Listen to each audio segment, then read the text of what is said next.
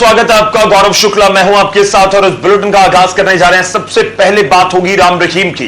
राम रहीम जो सुनारिया जेल, रोहतक की सुनारिया जेल में बंद है, लेकिन तबीयत खराब होने की वजह से उसे रोहतक अस्पताल पीजीआई लाया गया है। जी हां, राम रहीम की तबीयत बिगड़ी है और उसके बाद अस्पताल में शिफ्ट किया गया है। राम रहीम को स्वास्थ्य खराब होने पर बुधवार शाम को रोहतक पीजीआई में भर्ती कराया गया। राम रहीम को सुनारिया जेल से कड़ी सुरक्षा के बीच एम्बुलेंस में अस्पताल लाया गया है। इस मामले को पूरी तरह से गोपनीय रखा गया था ताकि किसी को भी इसकी भनक ना लगे। हाई प्रोफाइल कैदी होने के कारण पीजीआई में सुरक्षा घेरा बना दिया गया है।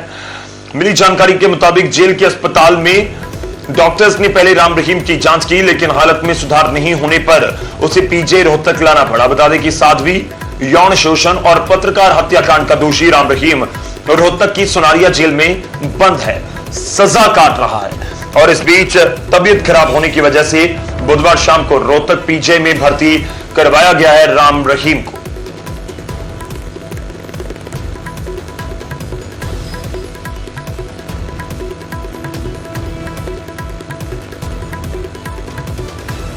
हालांकि अभी तक यह पुष्टि नहीं हो पाई है कि राम रहीम को दिक्कत क्या हुई है, क्योंकि कोरोना के इस काल के बीच हर कोई जानना चाहता है कि राम रहीम की तबीयत को हुआ क्या, क्या उन्हें दिक्कत आ रही थी। और जानकारी लेने की कोशिश करेंगे। धीरेन्द्र चौधरी हमारे साथ हैं रोहतक से, हमारे सहयोगी। धीरेन्द्र, सबसे पहला सवाल कि क्या अभी भी रोहतक की पीजीआई में राम रहीम उपचाराधीन है और क्या कुछ डॉक्टर्स का कहना है?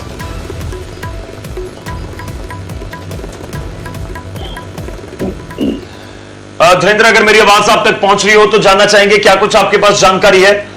राम रहीम को रोहतक लाया गया, क्या अभी भी रोहतक पीजीआई में ही दाखिल करवाया गया है या वापस जेल शिफ्ट कर दिया गया है? और दूसरा, डॉक्टर्स की तरफ से क्या कहना है, क्या प्रॉब्लम हुई है राम रहीम को कि उसे अस्पताल शिफ्ट करना पड़ा? देखिए गौरव, राम रहीम को कल सुबह दिक्कत हुई थी। सुबह उन्होंने बताया था कि मुझे कुछ घबराहट हो रही है और मेरा बीपी भी डाउन आ गया है और मुझे पसीना भी आ गया है। इसको लेकर पहले तो सुबह से लेकर शाम तक जो जेल के अंदर डिस्पेंसरी है वहां पर उनका चेकअप किया गया और मेडिकल से एक टीम भी गई थी, उसने भी राम रहीम की जांच की। और उसके बाद जैसा राम रहीम ने बताया कि मेरे साथ ये 2-3 बार हुआ था, उसके बाद राम रहीम को शाम 6 बजे रोहतक पीजीआई लाया गया और इस दौरान पुलिस अलर्ट रही।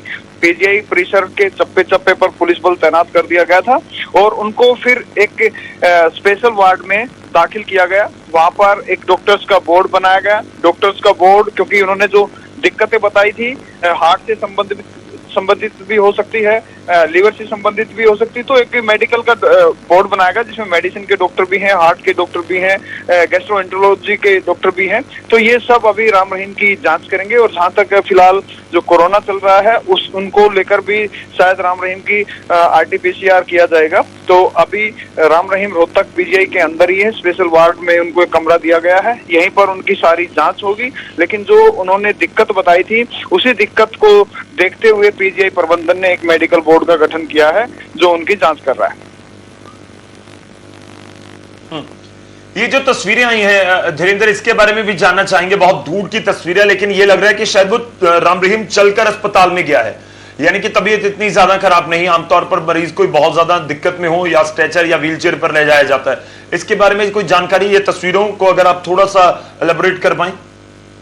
देखिए गौरव, तस्वीरों के आधार पर नहीं कह सकते कि राम रहीम की तबीयत कोई ज्यादा खराब थी, क्योंकि सुबह से शाम तक ये ऐसा नहीं कि किसी मेडिकल रिपोर्ट में ये उनकी क्रिटिकल सिचुएशन की कोई रिपोर्ट आई है।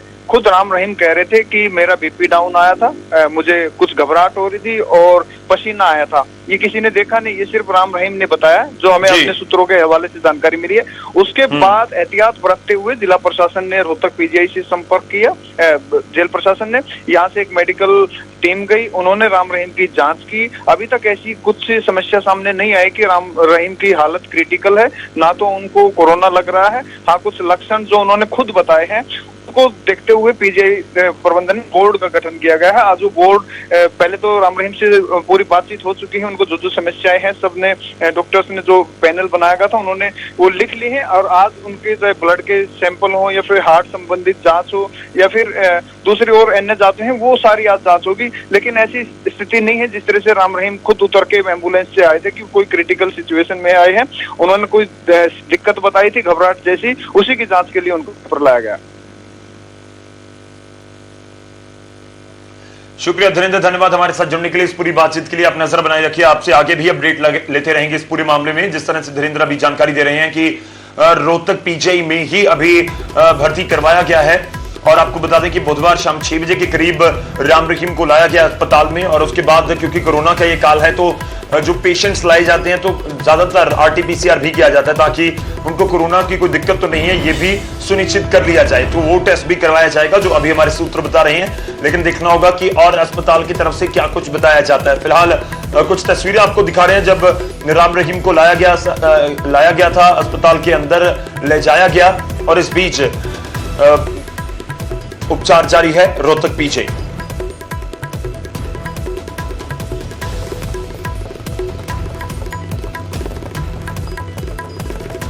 चलिए आगे बढ़ते हैं और अब आप हरियाणा का पूरा अपडेट आपको दिखाएंगे। हरियाणा में कोरोना के केसेस लगातार सामने आ रहे हैं और आपको बता दें कि जो पिछले दिन लग रहा था कि केसेस नीचे आने शुरू हो गए, एक बार फिर से बढ़े हैं।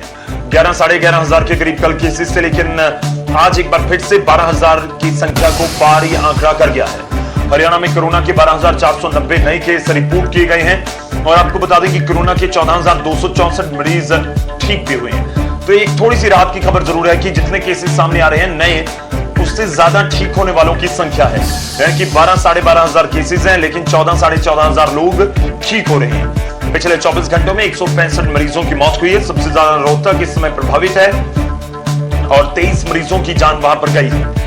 अगर बात करें गुरुग्राम की तो 2747 नए केस, 9 लोगों की मौत। फरीदाबाद में 1237 नए केस और 10 लोगों की मौत। हिसार में 977 नए केस, 16 मरीजों की मौत।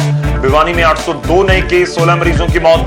जींद में 419 नए केस, 11 मरीजों की मौत। सिरसा में 784 नए केस, 9 लोगों की मौत। ये पूरा आंकड़ा हरियाणा का जो आपको हम दिखा रहे हैं।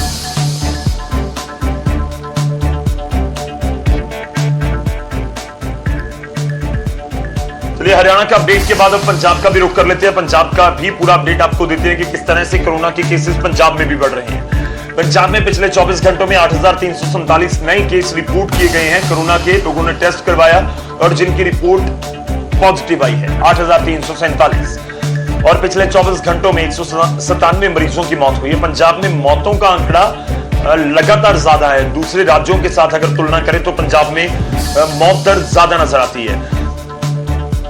प्रभावित जिलों का मैं जिक्र करूं तो लुधियाना सबसे ज्यादा, इस समय 28 लोगों की मौत हुई है और 1215 नए केस सामने आए हैं। बठिंडा में 874 नए केस, 20 मरीजों की मौत। पटियाला में 582 नए केस, 20 मरीजों की मौत। अमृतसर में 490 नए केस, 19 मरीजों की मौत। संगरूर में 222 नए केस, 14 मरीजों की मौत। जलंधर में 821 नए केस, 9 लोगों की मौत। मोहाली में 713 नए केस, 7 मरीजों की मौत। तो ये पूरे पंजाब का भी आपको अपडेट दे रहे हैं। खतरा टला नहीं है, मामले बेशक 100-200 कम आने शुरू हुए हों लेकिन लगातार सामने आ रहे हैं और मौतों की संख्या जो सबसे ज्यादा परेशान करने वाला आंकड़ा है।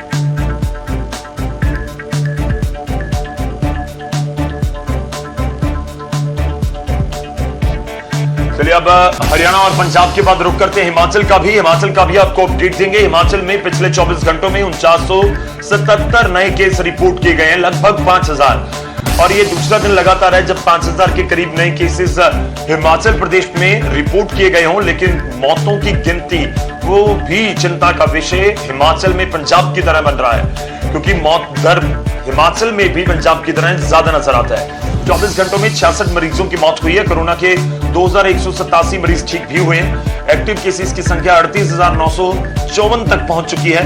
कोरोना से अब तक 2055 लोगों की मौत, ये कुल आंकड़ा है पिछले साल से, जब से कोरोना शुरू हुआ है तब से लेकर अब तक का 2055 लोगों की मौत हो चुकी है कोरोना की वजह से हिमाचल प्रदेश में।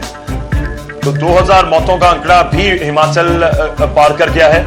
नए केसेस का जिक्र करूं तो 5000 के करीब रोजाना नए केसेस सामने आ रहे हैं।